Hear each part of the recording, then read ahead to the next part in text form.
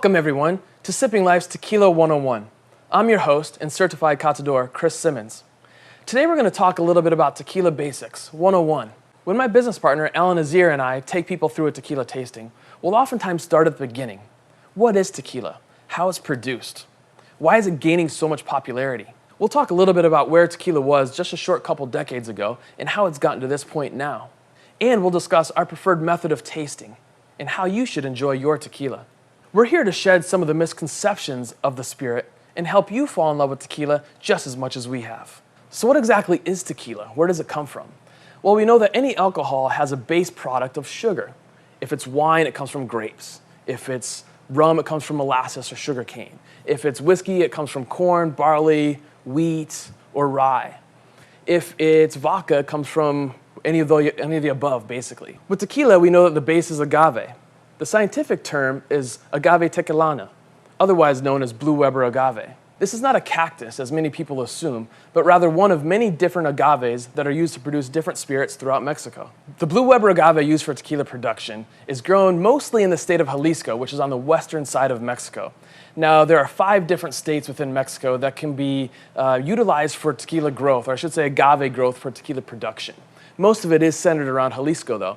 And then within Jalisco, we have 2 different regions. We have the highlands and the valley. Those are opposite directions from the main city of Guadalajara. These regions are very important because essentially they have 2 different styles of agave growth happening there, right? In the highlands, you have agave that is growing in really rich red soil, high in iron content.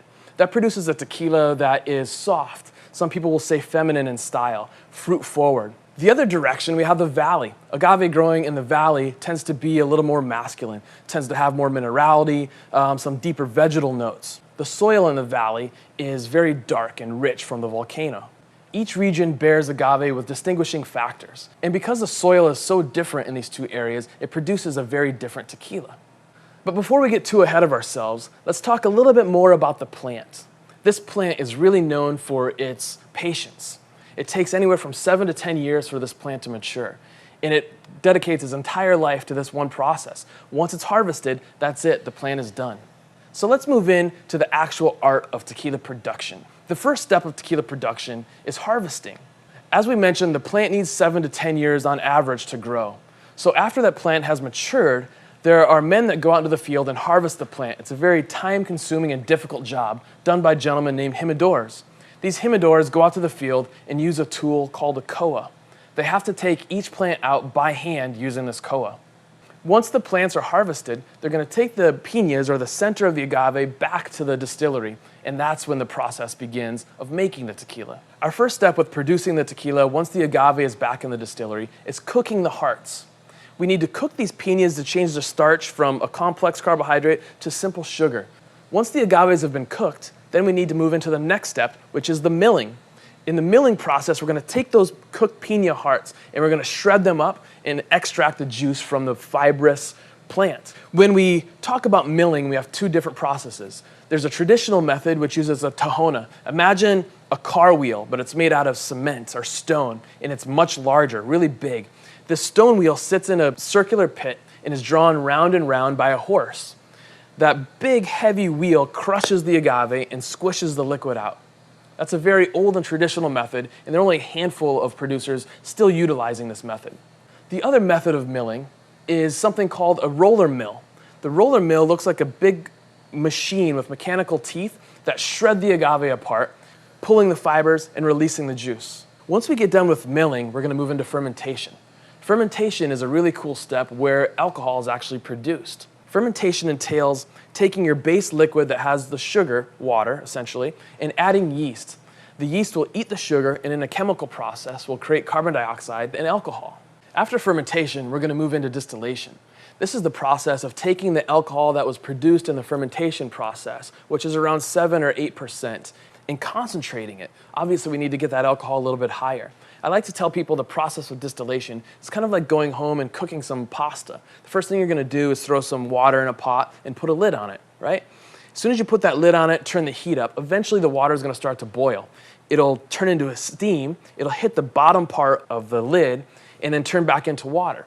That's essentially the process of distillation. We're taking a liquid, heating it to a boiling point, turns into steam, and then hits a cooler surface and condenses.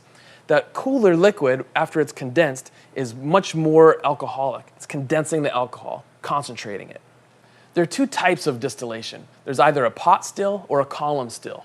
Most tequila is produced using a pot still. The difference would be a pot still looks kind of like an upside down onion, if you will, right? And you put the liquid in, it boils on the bottom and goes out the top. Whereas a column still is basically a big tube. As I mentioned, most tequila is produced using the pot still. Tequila by law has to be distilled at least twice. If we're using a pot still, once it gets through the first time, it's called ordinario.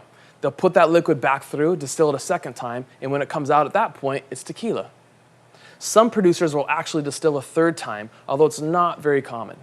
Now that we have tequila, the final step is aging. This is a great step because this is where a lot of whiskeys are learning to love tequila. You see, most tequila producers are using barrels that were once used for bourbon. So we get these barrels down into Mexico from the United States. They've been filled with bourbon. They're now empty. We're going to wash them and reuse them. We put the tequila in there, and this is where the classifications or the levels of tequila come into play.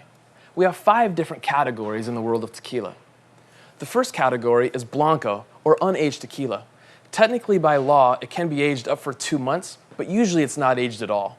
This tequila is usually the most pure form and is what a lot of aficionados really love to get after because that will give them the purest essence of what the producer was trying to make.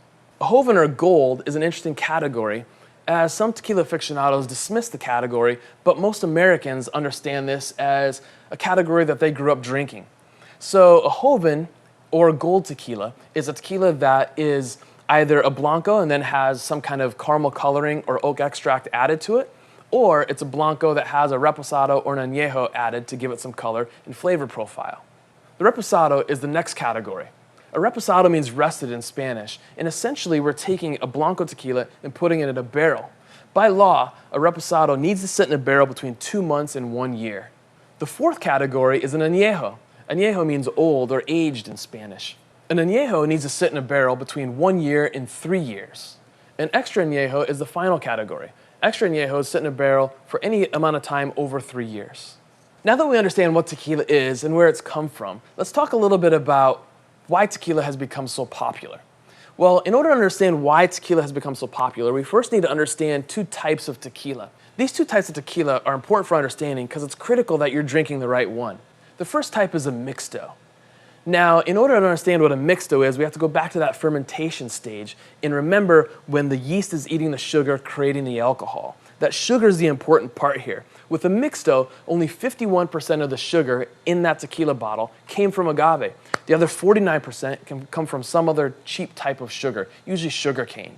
So that's going to influence the final taste and the final value or quality. The other type of tequila is 100% de agave. Now, of course, it goes without saying that 100% of the sugars in a 100% de agave come from agave. This creates a superior product, in my opinion, and is what you should be looking for when you go to buy tequila. So for quite some time, the king of the tequila world was a mixto tequila. In fact, until recently, most tequila sold in the United States was a mixto. So people would take that mixto, put it in a glass, shoot it back with salt and lime, or they'd put it in a margarita with a sugary mix, and the next day they'd complain about crazy hangovers. Well, it's understood if you drink a lesser quality product that you're going to have a lesser quality result. So our recommendation is to always drink a 100% de agave. Fortunately now times are changing as consumers are starting to pay attention to what it is they're consuming. They want to know where it comes from and how it was produced. And the producers down in Mexico are listening. They're producing much better tequila. In fact, now we're selling more 100% de agave in the United States than ever before. It's even taken over sales of mixto tequilas. Whiskey drinkers are being turned on to tequila because of the use of bourbon barrels. Bartenders are constructing delicious craft cocktails using tequila. And grocery stores are carrying 100% de agave tequilas, making it much more accessible for the public to buy quality tequila. Then the consumers are reporting back to us in the tequila industry, explaining that their experiences with tequila are leaving them feeling much better. All this comes down to better product on the market and people choosing more wisely what it is they're consuming. So here's to the continued love affair with Mexico's most beloved spirit. We hope you've fallen in love with it as much as we have. I'm your host and certified catador, Chris Simmons. We look forward to seeing you again. Salud.